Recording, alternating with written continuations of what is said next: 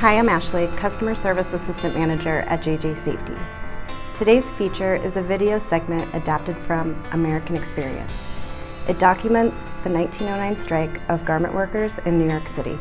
In an effort to improve wages, hours, and working conditions, women working in the Triangle Shirtwaist Factory began a strike that ultimately spread throughout the garment industry. The strike resulted in the largest work stoppage in the history of New York City and is known as the Uprising of the 20,000. The first successful labor strike organized by women, bringing awareness to equality and workers' rights.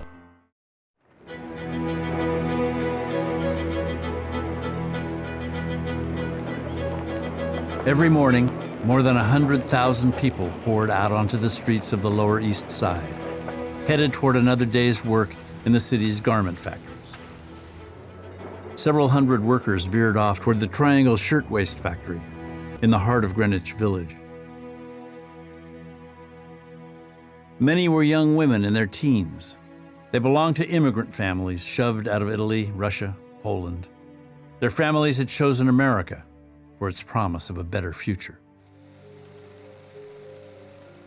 On the 10th floor, the Triangle owners could feel their vast machine shuddering below. All over the city, garment workers were agitating for shorter hours, better pay, safer shops, unions. On the morning of October 4th, 1909, Harris and Blank arrived at the Triangle to find their worst fear realized. Their own workers on strike.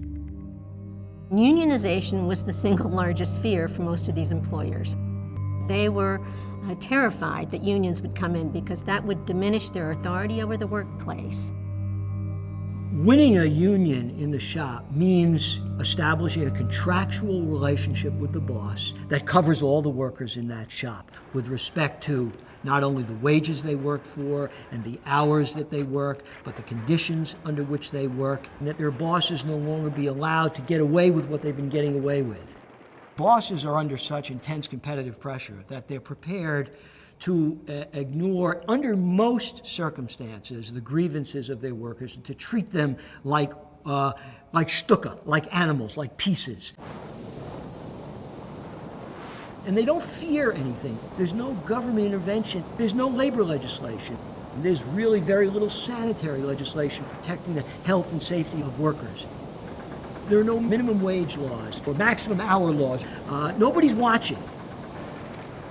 Max Blank and Isaac Harris weren't going to let a bunch of disgruntled factory girls tell them how to run their company. They saw this union movement as a personal attack on them, an attack on private property, an attack on the liberty at the heart of America's promise and possibility.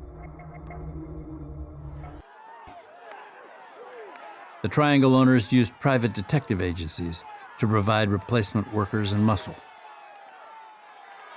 bought prostitutes to start fights with the women on the picket lines, and paid off the local police precinct.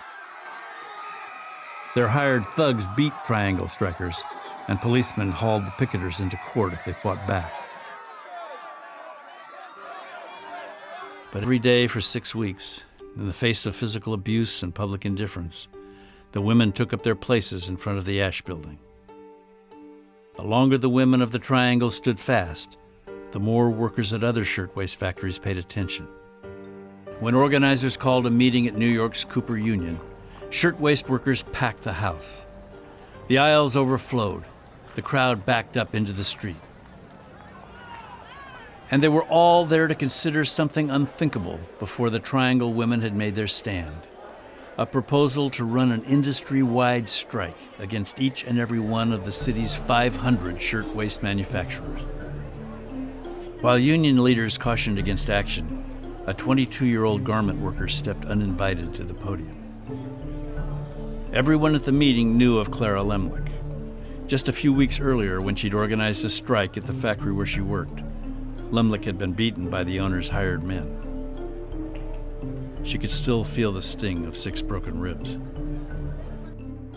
I want to say a few words. I have listened to all the speakers. I have no more patience for talk. I move that we go on a general strike. and the room goes crazy. There's almost no point in taking a vote, you know, it's like it's unanimous. She's carried the day. They believed they were going to make history. They are in America, and they're surrounded by the vocabulary of equality and fairness and that whole language of democracy. And they begin to expect something like that for themselves. Real opportunity where they see none. A real voice where they have none. They had calmly put down their scissors and walked away from the only thing standing between them and starvation, and between their families and starvation. The women of the Triangle had spurred what was then the largest single work stoppage in the city's history. 10,000, 20,000. This is more than any one of us dared to dream of or hope for. This is not a strike.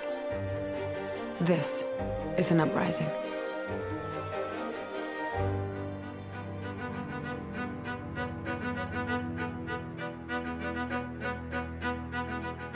The busy season was right around the corner, and the strikers were betting that owners would want all the experienced hands they could get. One by one, hundreds of shirtwaist manufacturers accepted their workers' demands for a union. And by the middle of February, thousands had returned to union-only shops.